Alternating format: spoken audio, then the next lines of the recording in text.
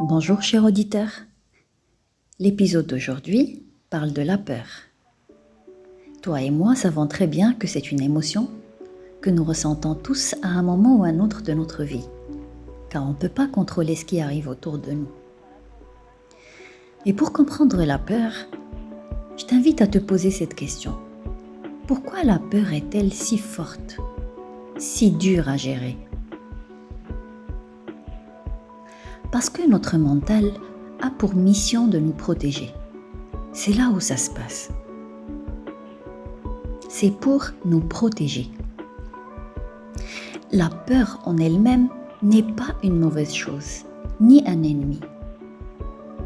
Et je reviendrai dessus vers la fin du podcast. Mais avant, j'ai envie de te dire que la clé est de considérer cette émotion comme une personne dissociée de toi et une discussion sincère avec elle. Considère cette relation avec la peur comme une relation avec un ami. Je t'invite à faire un exercice avec moi, que tu peux faire en même temps ou à la fin du podcast. C'est comme tu le souhaites. D'abord, prends le temps de comprendre cette peur. Définis-la dans une liste. Prends un bout de papier et un stylo ou un crayon et définis ces peurs. Ensuite, prends les devants et agis. Comment ? Une fois ta peur ou tes peurs définies, tu peux déterminer tes objectifs dans une autre liste. Et pose-toi la question. Qu'est-ce qui me fait peur par rapport à mon objectif ? Et s'il te plaît, réponds à cette question avec sincérité et honnêteté. Après, brise ta peur et pose-toi encore une question. De quoi j'ai réellement besoin pour dépasser cette peur et agis. Je vais te laisser faire ton exercice et en même temps, j'ai à cœur de te donner des idées qui pourraient t'aider à aller jusqu'au bout. Tu es toujours là avec moi ? Allez, on y va. Flexibilité et adaptation. Voici les principales compétences sur lesquelles on va se concentrer. Comment on devient flexible et adaptable ? En nous concentrant sur le fait en lui-même au lieu de nous concentrer sur la peur. Est-ce que ça te parle ?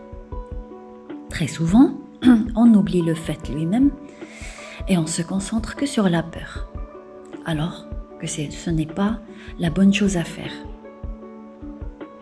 Trouve une solution au cas où quelque chose ne va pas. C'est ce qu'on appelle « make a plan ».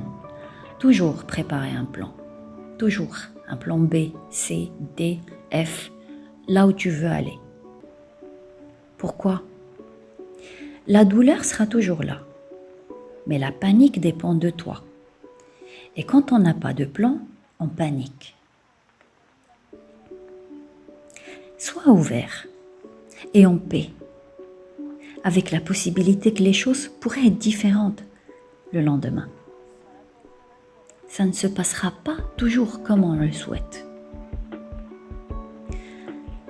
Garde une partie de ta routine, mais sois ouvert à une partie de changement. L'adaptation et la flexibilité, en fait, ça vient avec la simplicité.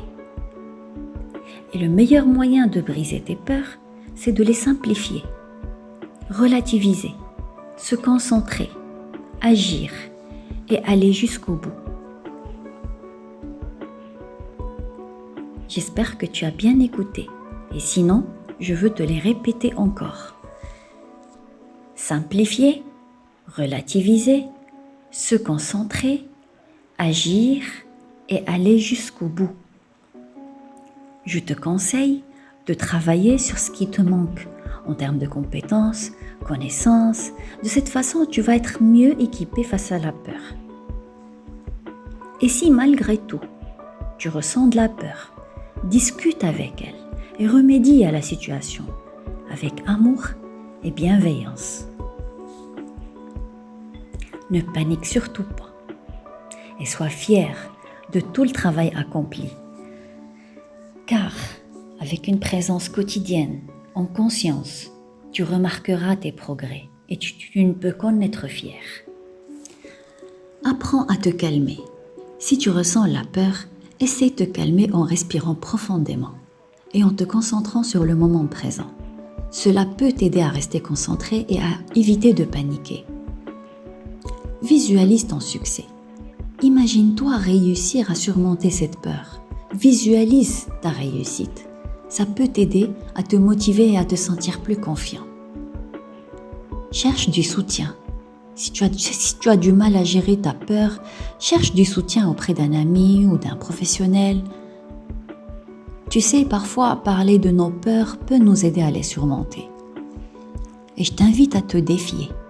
Essaie de sortir de ta zone de confort en faisant des choses qui te font peur.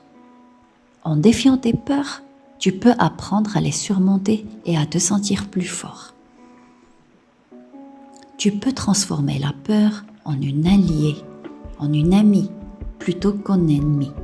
La peur peut alors devenir un moteur pour t'aider à grandir et à atteindre tes objectifs. J'espère que mon podcast t'a apporté des infos utiles et a pu t'aider à mieux t'équiper face à la peur.